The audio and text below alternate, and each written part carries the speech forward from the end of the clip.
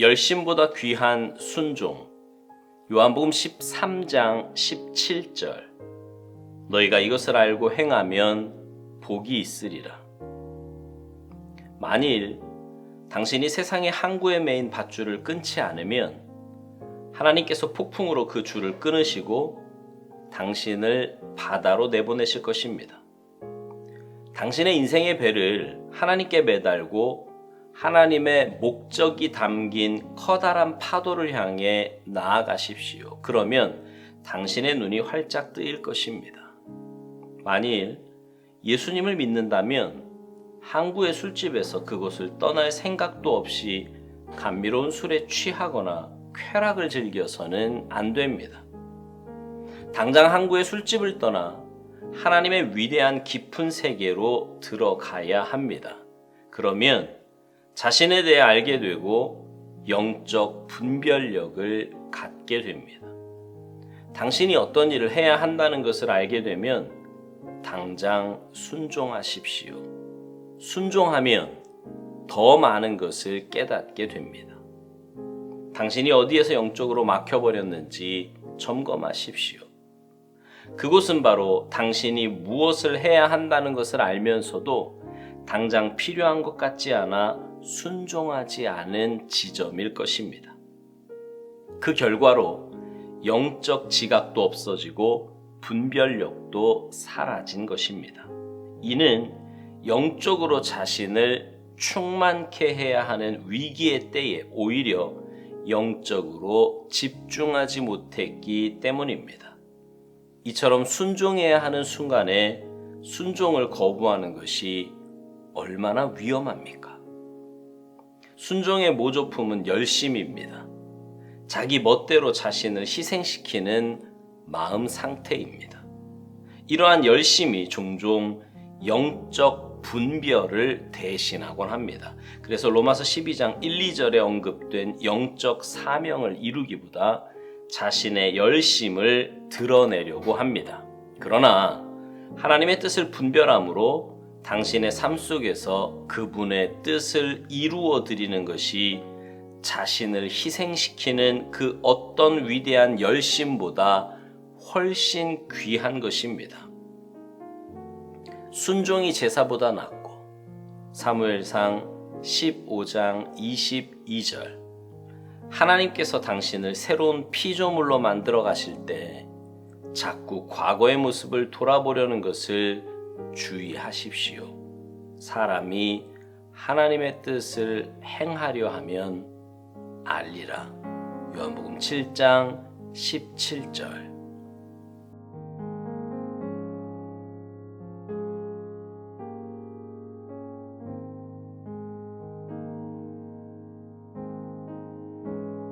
예수님을 믿는다는 것은요, 가치관이 변했다는 것입니다. 내가 주인이 되어서 나를 위해 살던 인생에서 하나님이 주인 되셔서 하나님 뜻대로 사는 인생이 되었다는 말입니다. 이게 참 중요한 것이요. 누가 주인이냐의 문제는 에덴 동산에서부터 왔던, 그때부터 있어 왔던 문제이기 때문입니다. 다시 말하면 인생의 주인이 누구냐에 따라 우리의 인생과 영원히 달라질 수 있다는 말입니다. 하나님께서 내 인생의 주인이 되시면 내 삶에서 끊어내야 할 것들이 많이 생기기 시작합니다. 육신의 정욕, 안목의 정욕, 이생의 자랑으로 표현된 세상에 속한 것들을 끊어내야 합니다. 나와 내 가족만을 위해 살던 극도의 이기주의도 끊어내야 합니다. 예수님을 믿고도 여전히 끊어내야 할 것을 끊어내지 못한다면 오스왈드 목사님 말대로 하나님께서 폭풍으로 그 줄을 끊으시고 바다로 내보내실 것입니다.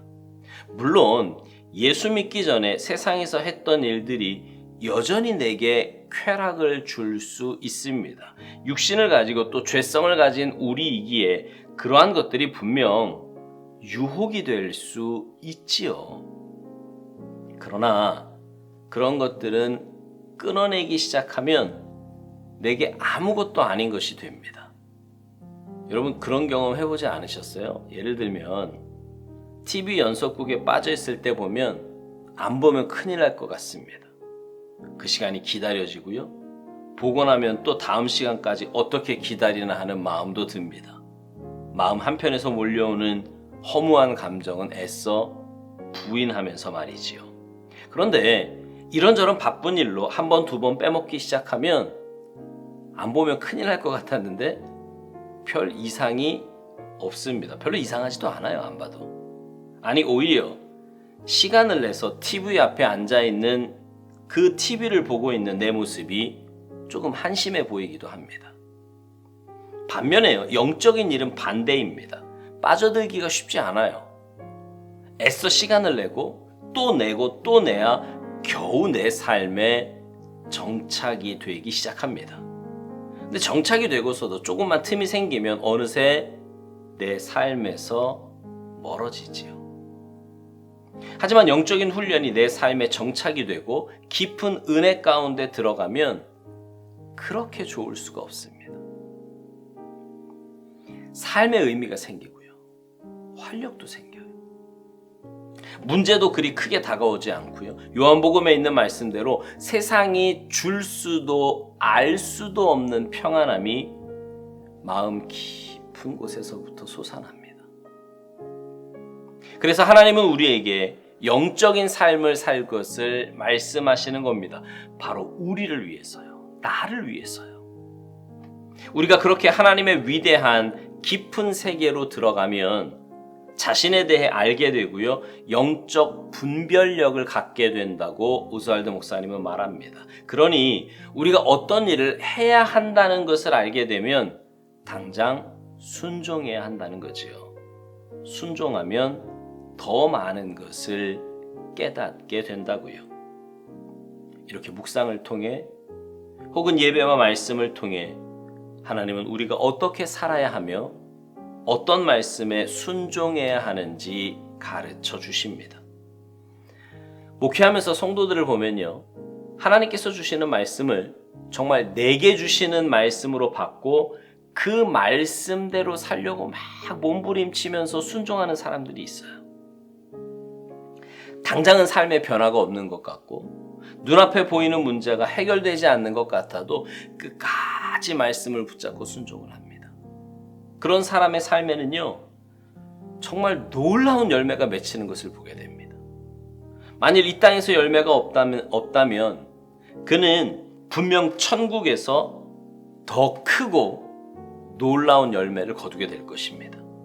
하지만 제 목회 경험상 그렇게 끝까지 말씀 붙잡고 순종한 사람치고 하나님의 역사를 보지 않는 사람이 거의 없어요. 반면에 하나님께서 주신 말씀에 순종하지 않습니다. 이유는 많아요.